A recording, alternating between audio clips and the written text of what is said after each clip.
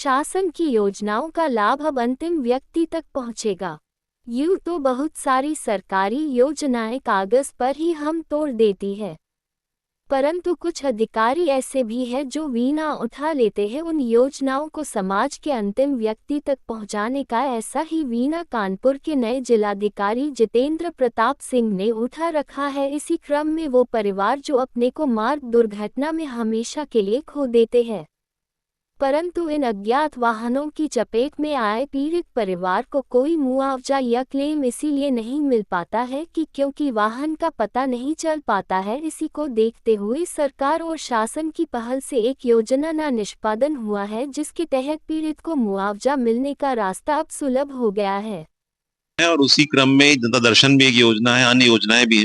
तो मेरा प्रयास यही, जो शासन की योजनाएं हैं उसको अच्छे से इम्प्लीमेंट करें और इसी क्रम में लोगों से मिलते हैं, आप लोगों तक भी पहुंचते हैं। ये मशीन किसी के पास नहीं है, प्रदेश में 1-2 स्थानों पर होगी और भारत में भी कुछ ही स्थानों पर है। प्राइवेट में लोग जाते हैं और काफी महंगे में एमआरआई कराते हैं, और उसमें भी टेस्ला 3 का उनको रेजोल्यूशन नहीं मिलेगा जो रेडियोलॉजिस्ट को चाहिए अच्छा डायग्नोस्टिक करने के लिए। तो बहुत अच्छी सुविधाएं हैं। इसी प्रकार से मेडिकल कॉलेज में स्पेशलिटीज हैं, हमारे प्रिंसिपल काम कर रहे हैं। स्वास्थ्य विभाग की सेवाएं की जो क्वालिटी है वो अच्छी है। भीड़ का प्रेशर जरूर ज्यादा है, लेकिन हमारे डॉक्टर्स भी कमिटेड हैं, और अब तो शासन ने ये निर्देश भी दिया है कि जो हमारे डॉक्टर्स हैं, एडिशनल सीएमओज हैं, वो खुद भी इलाज करेंगे। तो शासन का पूरा प्रयास है कि पब्लिक को जो निःशुल्क सेवाएं हैं, 1 रुपए में सेवाएं हैं, या अगर कुछ विशेष सेवाएं हैं तो वो अच्छे से मिल जाए। नन मोटर एक्सीडेंट विक्टिम्स थे, जैसे आपको पता होगा कि अगर किसी वाहन से आपकी दुर्घटना हुई, उस वाहन को पुलिस ने पकड़ा या विवेचना में आ गया, तो उस वाहन का जो बीमा करता कंपनी होती थी, वो मरने वाले को या उसके परिजनों को घायल की दशा में या वैसे उनको मुआवजा देती है।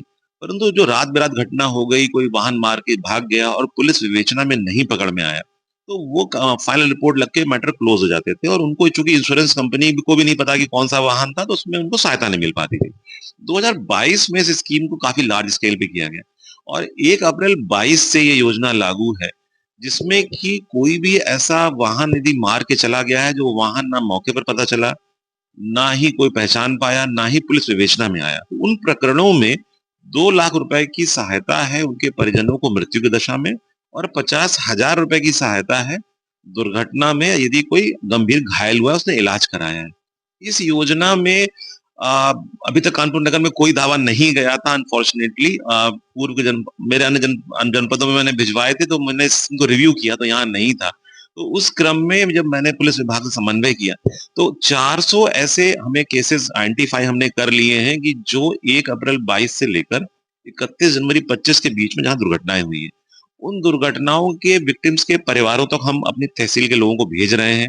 उनसे एक सिंपल सा फॉर्म भरा रहे हैं, फॉर्म 1 बोलते हैं हम लोग।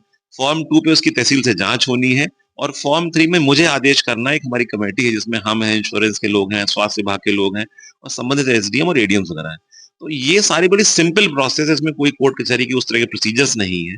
तो इस योजना में 400 में से करीब 70 फॉर्म हमारे अप्रूवल की स्थिति में आ गए हैं, और अभी तक चूंकि शून्य था यहाँ से, तो अभी हम लोग इस योजना को इस कानपुर नगर में भी लागू कर रहे हैं। क्योंकि 400 में से अगर 3 सवा 3 साढ़े 300 भी ऐसे होंगे जिसमें कि बाद में भी विवेचना में पता नहीं लगा, तो उन सारे परिवारों को ये सहायता मिल जाएगी। और शासन ये चाहता है, ऑनरेबल सुप्रीम कोर्ट ने भी इसमें रिव्यू किया था। तो वी आर ट्राइंग कि कानपुर जैसे महानगर में ऐसे लोगों को, जो लोग दुखी हैं, जिनके परिजनों की जान भी चली गई और वाहन का पता भी नहीं चला, उनको हम लोग पकड़ पाए। सभी लोगों से मेरी अपील है कि अगर ऐसी कोई भी घटना 1 अप्रैल 22 के बाद यदि हुई है, तो तहसील में और एआरटीओ ऑफिस में संपर्क कर सकते हैं। सिंपल सा फॉर्म है, उस फॉर्म को भर के दे दें। जांच कराने की जिम्मेदारी सारी हमारी है। पुलिस के जो रिकॉर्ड्स हैं उन सबको हम लोग इकट्ठा कर लेंगे, और उसके क्रम में उनके दावे को हम लोग स्वीकार करके बीमा कंपनी को दे देंगे, और बीमा कंपनी सीधे अकाउंट में उनके पैसा भेज